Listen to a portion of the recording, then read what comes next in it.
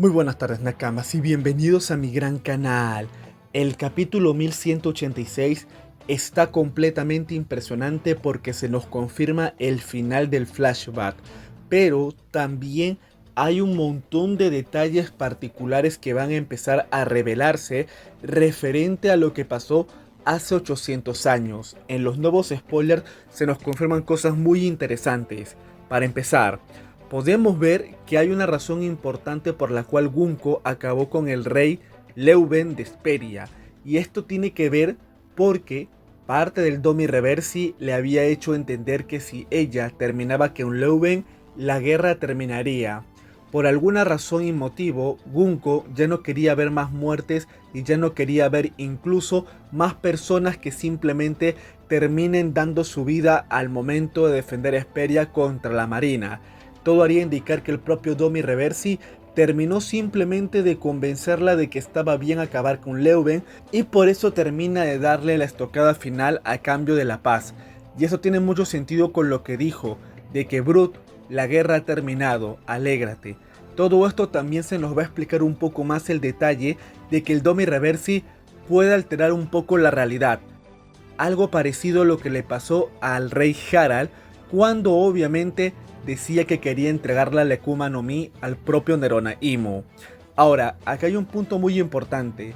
El que se presenta como el padre biológico de Gunko es el propio caballero de Dios Magnmayer, porque al parecer el propio Brut le pregunta por qué acabó con la vida de su padre, y en ese momento es interrumpido por el caballero de Dios, que es el mismo que le revela que Gunko es su hija.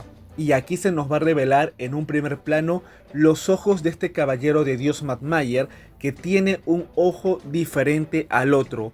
Esto de aquí es una particularidad de la familia Magnmayer y puede que lo terminamos viendo incluso más adelante. A raíz de todo esto vamos a ver escenas muy importantes que tienen que ver con el detalle de la presentación en primer plano de este personaje. Eso sí, ya empiezan a resaltar que si este personaje ha aparecido y Oda le dio un diseño propio y de verdad lo presenta como un caballero de Dios y el padre biológico de Gunko, es porque puede que tenga un papel muy importante. Ya quedó descartado de que se trate de un almirante de la marina y que haya sido el almirante que Sebeth derrotó. Si no, puede que este caballero de Dios hasta el día de hoy se encuentre con vida, y eso lo veamos más adelante.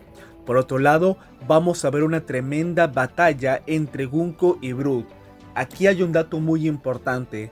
Brut va a mostrar un poder superior al que hemos visto en Elbaf. Producto de la ira y la cólera, le va a hacer incluso daño a Gunko. Sin embargo, ante la presencia de Mars y la presencia de su padre biológico Magnmayer, este simplemente va a ser completamente derrotado. Pero no por un tema de poder, sino porque se va a dar cuenta de que Gunko no puede ser derrotada en combate, y esta va a terminar de atravesándole la cabeza con su espada. Y en ese punto, simplemente Brut se va a quedar completamente tirado, porque todos pensarán de que él ya fue completamente derrotado, pero la voluntad de Brut y el entrenamiento que recibió será completamente impresionante para que pueda soportar este golpe, pueda escapar de Hesperia y continuar con su vida. Lo más importante de todo esto también es el post-Hesperia, en la cual no vemos un poco cómo Brut encontró su Akuma no Mi, sino vamos a ver el detalle de la escena traumatizante cuando Brut se da cuenta de que todo esto es una pesadilla, que ellos siguen viviendo en el reino de Hesperia y lo que pasó no tiene absolutamente nada de sentido.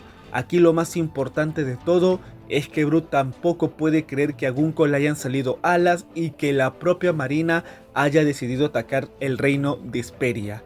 En este punto, y ante la risa irónica de Brut, que todo haría indicar que la risa que tiene es producto para darse cuenta que todo esto nunca pasó, terminará el flashback. Y aquí viene lo más importante. Cuando el flashback termina, vamos a pasar automáticamente a una escena en la cual Neronaimo sigue luchando con Loki y con Ratnir e intercambiando ataques de manera continua. Pero aquí Imu empieza a hacer algo extraño. Empieza a contarle un poco sobre situaciones que pasaron hace 800 años. Entre las cosas que le va a mencionar Nerona Imu al propio Loki, tiene que ver con el detalle de Ratnir, llamándolo nuevamente traidor. También el asunto de Joy Boy y lo más importante, de una batalla similar que pasó hace 800 años. Todo hace indicar que mientras más se prolongue la batalla, el propio Nerona Imu empieza a revelarte cosas sobre el detalle del siglo vacío. En este momento vamos a ver un dato importante, y es que Loki junto con Ratnir terminan de cansarse a raíz de todo esto, y cuando parece que Nerona Imu por primera vez está a punto de superarlos, en ese momento Luffy llega al campo de batalla. Luffy llega al campo de batalla con un tremendo puñetazo que le mete en la cara a Nerona Imu, pero esto no es todo. Todo haría indicar que cuando Luffy golpea a Nerona Imu, este sonríe al darse cuenta que llegó al campo de batalla para luego ser completamente lanzado, producto del impacto de golpe de Luffy, como una referencia también a lo que pasó con Charlos cuando lo golpeó en la casa de apuestas. Esto no es todo. Cuando Luffy llega al campo de batalla, este le menciona a Loki que no tiene de qué preocuparse porque ahora él va a asumir la batalla. Y aquí hay algo que me llama la atención. Loki, en vez de molestarse por su orgullo guerrero de Elbaf, hace todo lo contrario. Le dice que solamente pueden derrotar a Nerona Imu, se unen sus fuerzas. Y aquí viene algo parecido a lo que dijo Yarul, el dios de la guerra y el dios del sol trabajando juntos. ¿Quién iba a pensar que esto iba a pasar alguna vez? Esta situación va a volver a concretarse y se viene la batalla de 2 contra 1 contra el gran Nerona Imu. Para terminar, hay un dato muy relevante.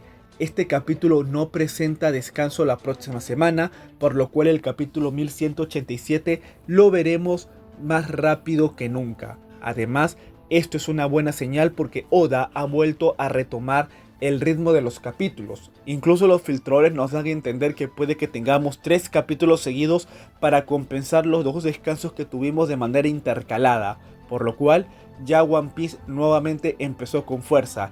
Y ahora que terminó el flashback, créanme que hay muchas personas del fandom que se encuentran interesadas con este tema y son cosas que van a empezar a desarrollarse para bien. Pero bueno, ese es los demás spoilers que acaban de salir del capítulo 1186. Pero todavía falta el spoiler completo, que eso lo veremos en un par de horas y que lo veremos también el día de hoy. Y lo más llamativo es que allí puede que se nos den más detalles sobre todo lo que les acabo de comentar. Como siempre, quiero agradecer a Post Street y a Low Kid Lufitaro por el apoyo en el directo de ayer. De verdad, muchísimas gracias y gracias por el apoyo a cada uno de ustedes. Dios los bendiga, Nakamas, y cuídense mucho. Y esta es la nueva información que tenemos complementaria del capítulo 1186 del manga de One Piece.